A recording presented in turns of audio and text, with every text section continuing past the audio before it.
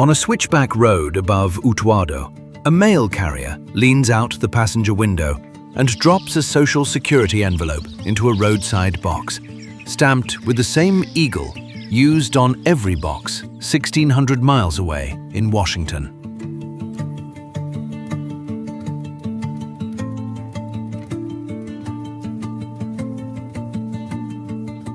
Further north, a crane at San Juan's Puerto Nuevo terminal lifts a container of milk off a ship from Jacksonville.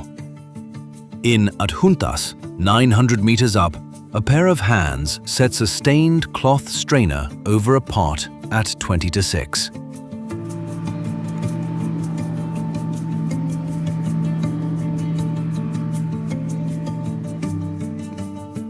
This is Puerto Rico, an archipelago of 3.2 million people, citizens of the United States by birth since 1917, under a legal arrangement now 128 years old.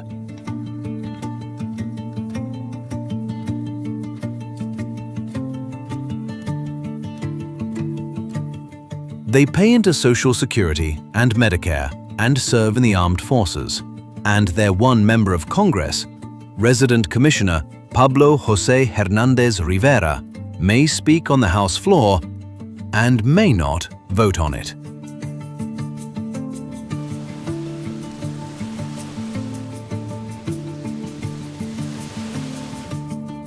For 62 years, no resident of Vieques could vote for the Navy that shelled the island they lived on. Downhill from that mailbox lie 5 objects: a coffee bean, a boarding pass, a padlocked pharmaceutical plant, a fenced beach, and a hand drum.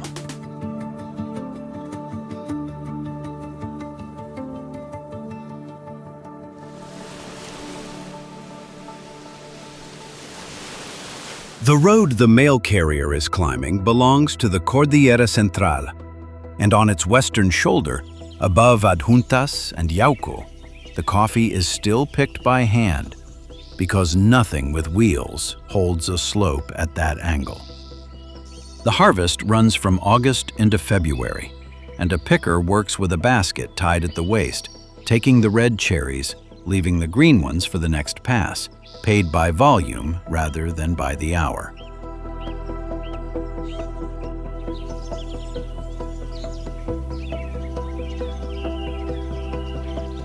At that altitude, the morning arrives wet. Cloud sits in the valley below the trees until mid-morning. The sun takes it off the ridgeline first, and by noon the whole Cordillera is out and green and steaming, and the afternoon rain comes and goes before the light does.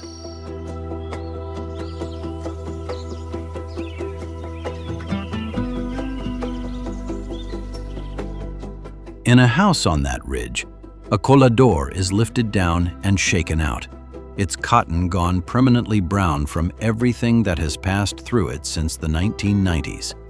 And the grounds go in, and one pair of hands squeezes the last of it into a dented tin pot.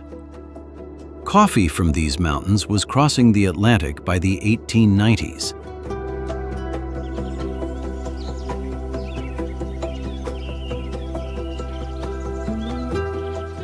On 20 September 2017, Hurricane Maria destroyed about 85% of Puerto Rico's coffee harvests, according to the island's agriculture secretary. And the island that once exported coffee now imports most of what it roasts. The milk in that cup came by sea, and the terms of the voyage were set in Washington in 1920. The Merchant Marine Act of that year, known ever since as the Jones Act, after Senator Wesley Jones of Washington State, requires that any cargo moving between 2 American ports travel on a ship that is American-built, American-flagged, American-owned, and crewed by Americans. A rule Congress passed to rebuild and protect a merchant fleet depleted by the First World War.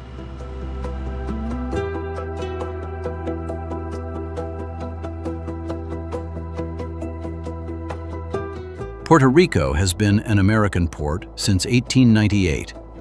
Roughly 85% of everything consumed on the island arrives on water, and the qualifying ocean-going fleet numbers fewer than 100 ships for the whole country. One of them, a vessel named El Coquí, runs Jacksonville to San Juan in about 3 days and unloads at the Puerto Nuevo terminal on the western side of San Juan Bay, where the cranes work through the night.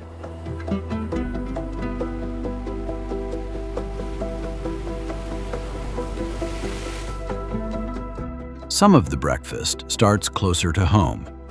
On the north coast, in Hatillo, where pasture runs almost to the shoreline, the herds supply the fresh milk sold cold in every store on the island, because fresh milk is the one thing too heavy and too perishable to be worth the voyage.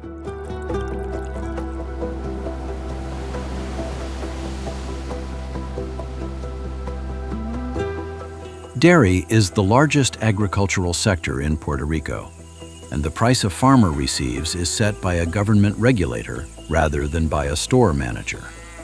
The cows are local. The feed comes off the same ships. The corn and the soybean meal that keep them producing cross the same water under the same 1920 statute, so that even the milk that never left the island carries a freight charge inside its price.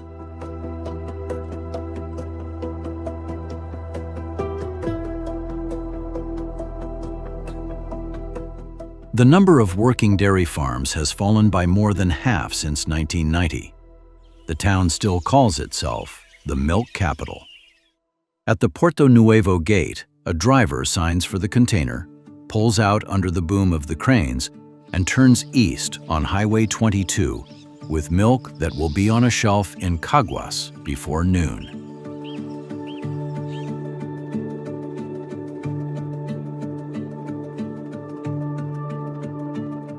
Inland, the consequence appears as a shelf tag. Imported groceries here carry a visible premium against a median household income of about $25,600. The electricity keeping that dairy case cold costs about twice the mainland rate and fails often enough that the store runs a generator behind the loading bay, and the household up the hill keeps a torch in the kitchen drawer.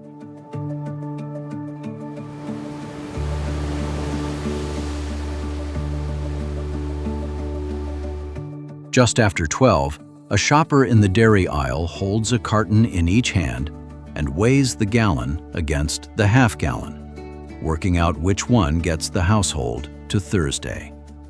She has coffee with her sister on Tuesdays and buys the good crackers for it either way. The containers come in every week of the year.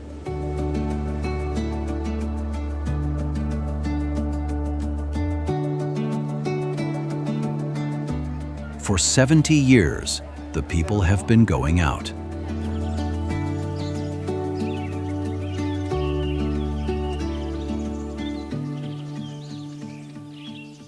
At 4:10 in the morning, the road into Carolina is dark and empty, except for the airport traffic, and a queue has formed at the departure hall doors before the doors open. Inside, a suitcase lies open on the terminal floor. A pressure cooker and a kilogram of coffee are moved across into a carry-on bag to bring the checked weight under the limit.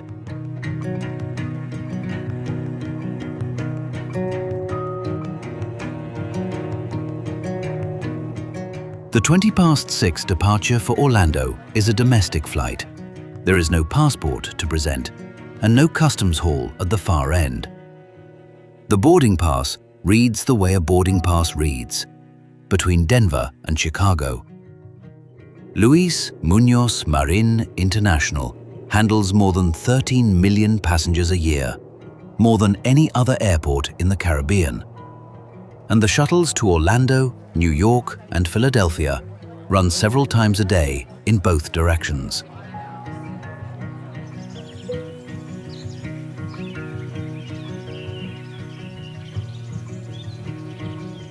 Nobody emigrates from here, because emigration requires a border, and there is none.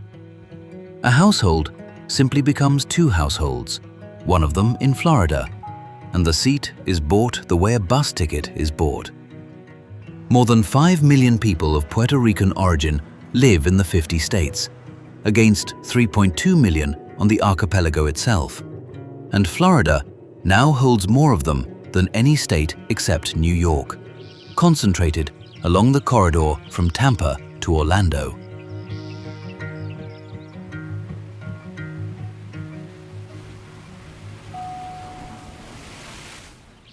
In Osceola County, where Kissimmee and Buenaventura lakes sit 20 minutes apart, more than half the residents are Hispanic, and the largest single group among them is Puerto Rican. In the 12 months after Hurricane Maria came ashore, about 130,000 people left the island, and a large share of them came here.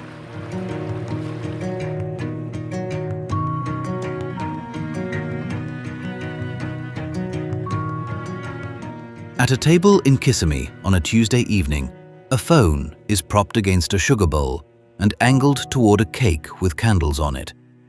The kitchen smells of pernil, rubbed the night before with garlic and oregano, and arroz con gandules sits in the pot it is always made in.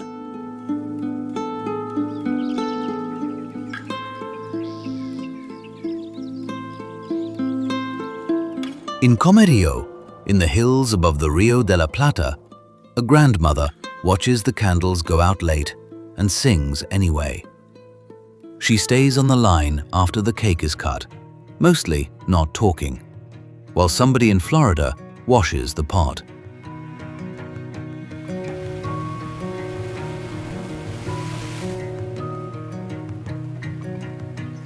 Comerío is smaller than it used to be. Across the 2010s, the archipelago fell from 3.72 million people to 3.29 million, the steepest decline recorded in any United States jurisdiction that decade. What that looks like from a front step is a school.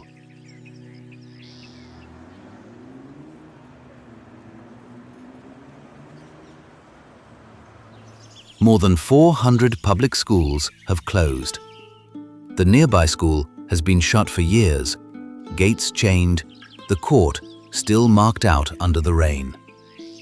On a street where several houses are shut, a neighbor cuts a lawn at a house nobody lives in, paid by a transfer sent from Osceola County, and carries the mail inside to a kitchen counter. The transfer arrives monthly.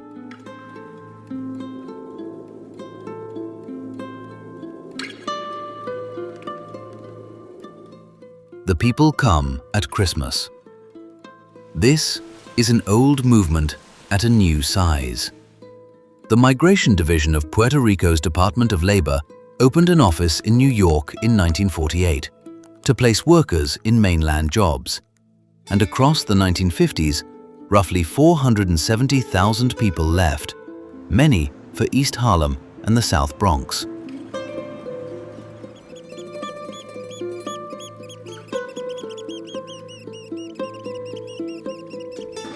In 1983, the writer Luis Rafael Sanchez gave the shuttle between the two shores the name it still carries, La Guagua Aérea, the Airbus. The ones who stayed were offered something else, and the offer came first. In 1947, a year before that office opened in New York, the island's legislature passed the tax exemption that would fill the North Coast with factories. And for 4 decades, the argument against the airport was a wage packet handed across a plant gate on a Friday afternoon.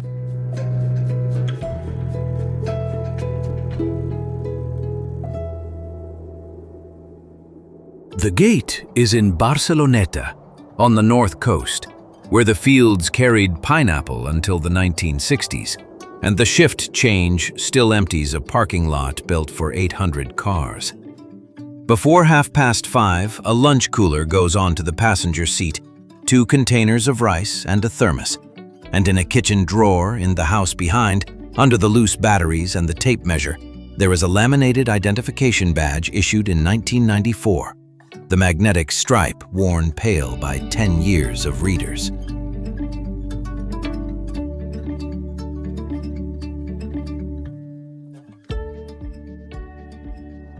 Along the coast between Dorado and Manatí, the pharmaceutical companies built. By the middle of the 1990s, the sector employed roughly 30,000 people on the island, and manufacturing accounted for close to 2/5 of everything Puerto Rico produced. A plant job paid about twice the island's median wage, carried health insurance, and required no early flight to Orlando.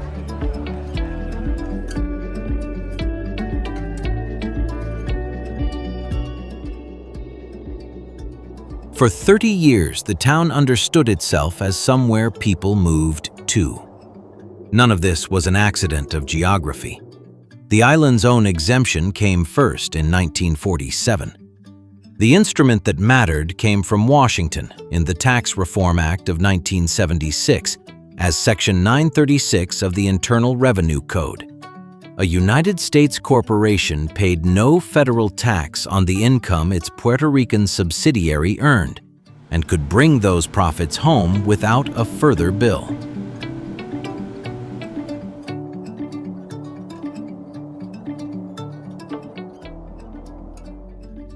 The island supplied the land and a workforce schooled in 2 languages and added exemptions of its own.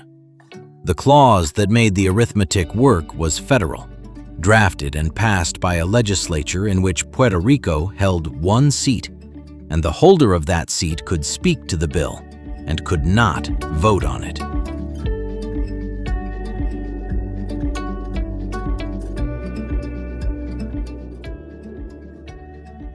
On the 20th of August, 1996, Congress repealed it, using the savings to help pay for the small business tax cuts in the same act. The Small Business Job Protection Act, signed that day, phased Section 936 out across 10 years. The plants closed one at a time over years, so that no single morning ever looked like the end of anything. And a person could work a full career here and still call the place a pharmaceutical town.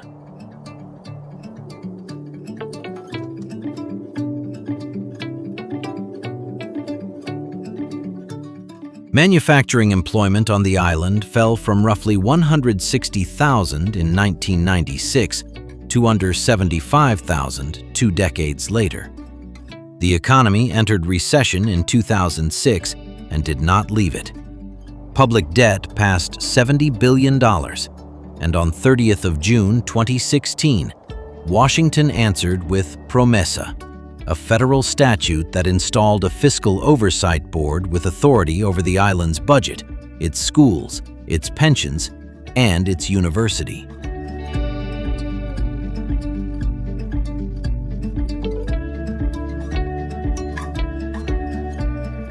All 7 members were appointed in Washington. None had stood for election here. Barceloneta is still a pharmaceutical town, and that is the part most easily lost. Medicines and medical devices remain the island's largest export by a wide margin, and the plants that stayed run their clean rooms around the clock.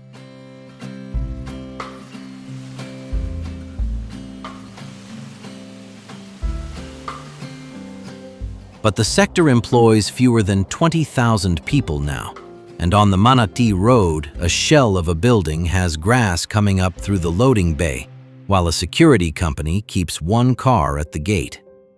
At a kitchen table in the town, a former line worker works out La Mesada, the severance, a 1976 law fixed at a month's pay plus a week for every year served, and finds that 22 years on a line reduces to a figure she can write on the back of an envelope.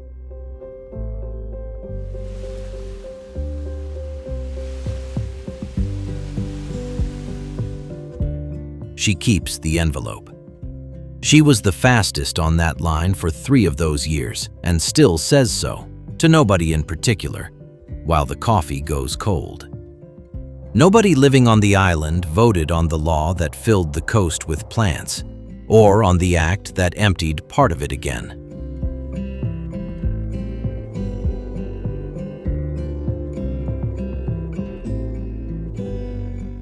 Whether the arrangement worked is a separate question. The badge in the drawer asks who decided, and who was never asked.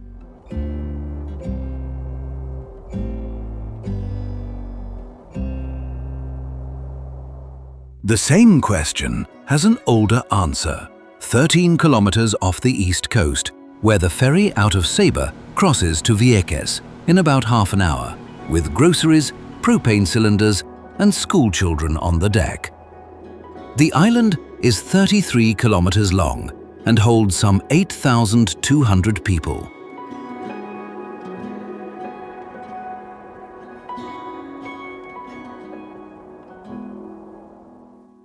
On the sand below Esperanza, the last of a 2-liter bottle is tipped over a boy's feet to rinse the salt off, and he is told the sentence every child here learns before school. If he finds metal in the sand, he does not touch it. He does not carry it. He tells an adult where it is lying. Then the rest of a sandwich is handed to him and he goes back in, because the water at that hour is the temperature of a bath, and the light coming off it is worth the sunburn he will hear about tomorrow.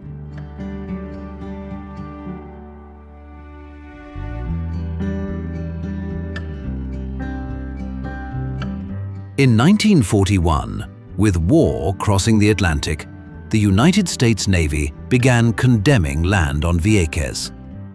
Within 2 years, it held roughly 2/3 of the island, and the families living on that ground were served with notice measured in days rather than seasons.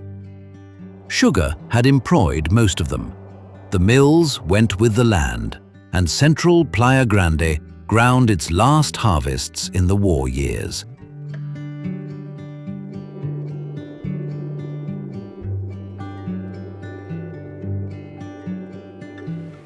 People were moved into the middle third of the island, into resettlement tracts laid out in narrow lots, with an ammunition depot at their backs to the west and a firing range in front of them to the east. The Navy assessed the compensation itself.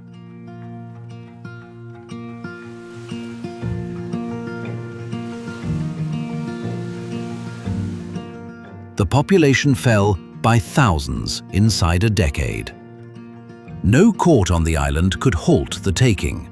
Washington did not ask the legislature here, and the question never went to a ballot on Vieques.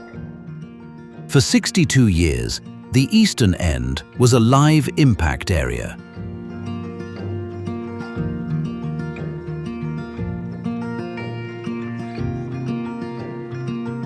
Ships shelled it from the sea, aircraft bombed it from the air, and in the heaviest years, millions of pounds of ordnance came down on ground that ended a few kilometers from houses. From 1978, Los Pescadores de Vieques ran their boats into the water inside the firing zone and stopped exercises by standing in them.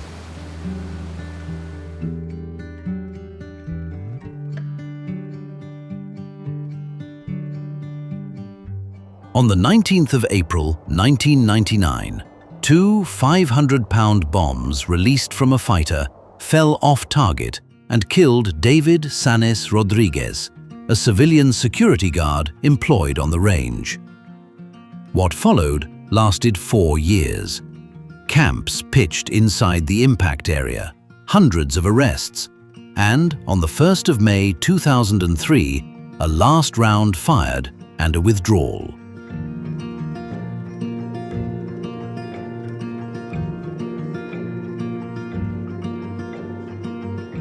Playa Caracas, marked Red Beach on the Navy's charts, was inside that impact area until that morning. The beaches here photograph the way they do because for 62 years the Navy let nobody build on them, farm them, or sleep beside them. When the Navy left, roughly 17,700 acres passed to the United States Fish and Wildlife Service, and Vieques became the largest wildlife refuge in the Caribbean.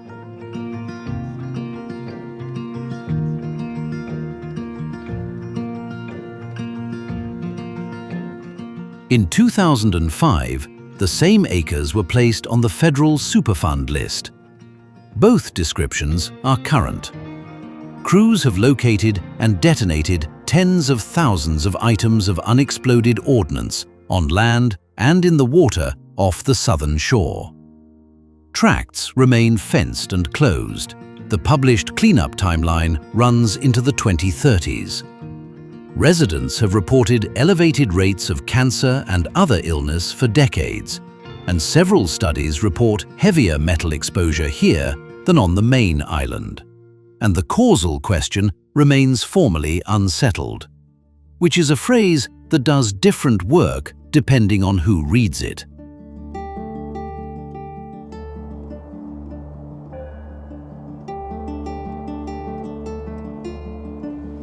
Vieques has no hospital, and a case that needs a specialist takes the ferry to Ceiba or an air ambulance to San Juan.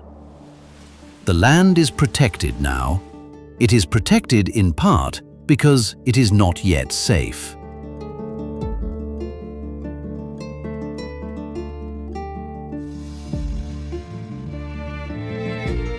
Through the 4 years of the camps inside the impact area, the protest kept a sound going, and the sound came off 3 hand drums of a kind first built in the cane districts of Ponce.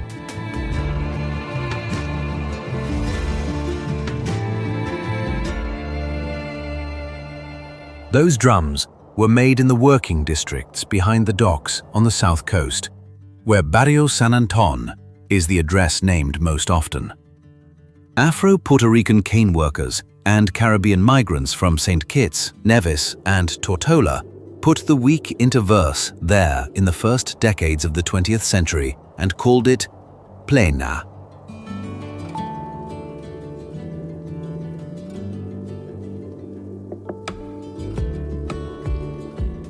The sound comes off a hand rather than a stick, and it starts before any singing does.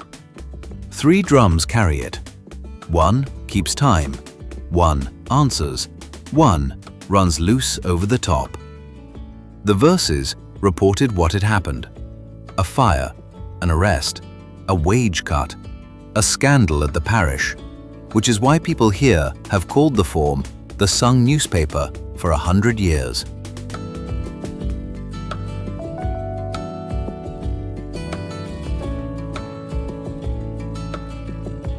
Joselino Oppenheimer, known to everyone as Boom Boom, cut cane for his wages and composed plenas that people still play.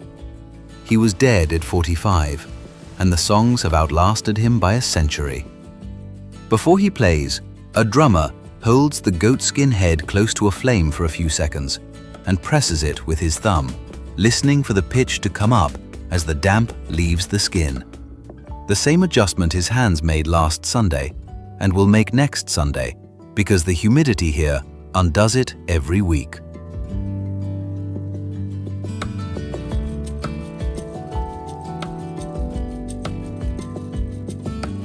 The form traveled the way the workers traveled, up the road and over the Cordillera to wherever the weekend crowd was.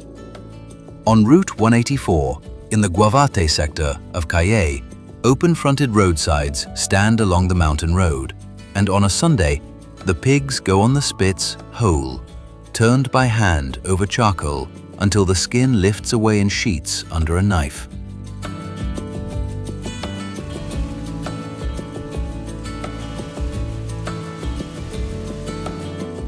The smoke reaches the cars before the cars find a space. The man ahead in the queue turns and hands back the first piece of skin, because that is what is done with the first piece. Somewhere along the row, a drum starts, unannounced, and a woman who came for lunch sings the response without putting down her plate.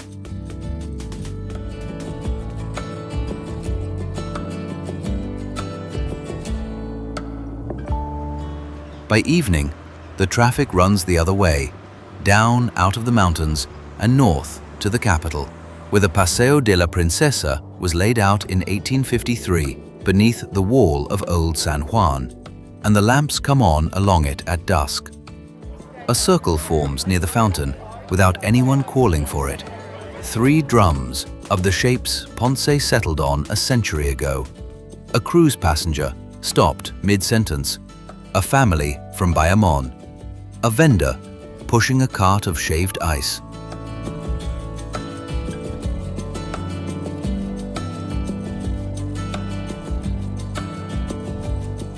The verses are not the ones Boom Boom sang.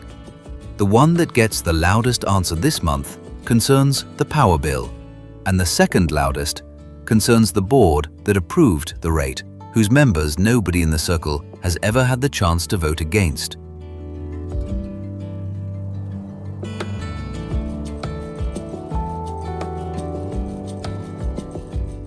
The couplets are sung to strangers who will be gone by Tuesday and to neighbors who will not. This is simply the week's edition. Inland and west, 2 hours from the capital, the plaza at Lares is nearly empty at 4 in the afternoon. A church front, a flagpole, a man sweeping a step.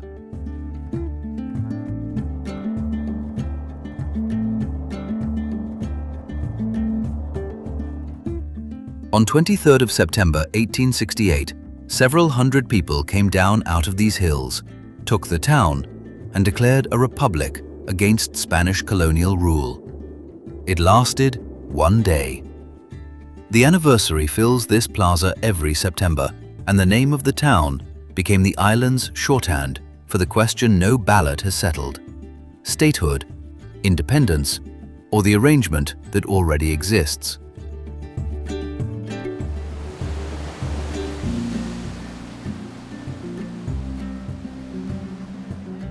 Seven votes have been held on that question since 1967, and none of them obliged Congress to do anything at all. So the answer keeps arriving by the other route, in couplets, on a Sunday, at the foot of a wall, in the only chamber on this archipelago where a Puerto Rican verse is guaranteed a hearing.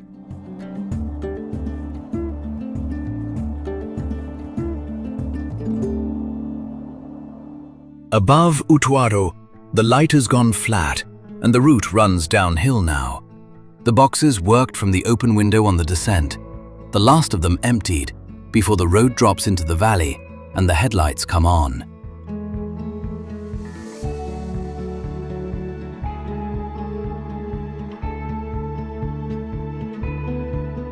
Everything the day touched was decided somewhere else, and lived here anyway, by people who kept the practice going while the decision was made without them.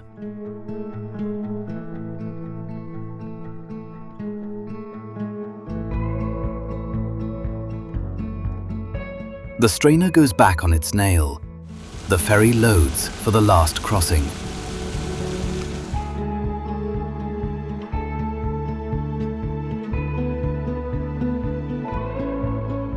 Somewhere on the Paseo, the drums are being tuned for a verse that has not been written yet. The story continues in NationScape's documentary on Newfoundland, the island that was given the vote and used it to stop being a country.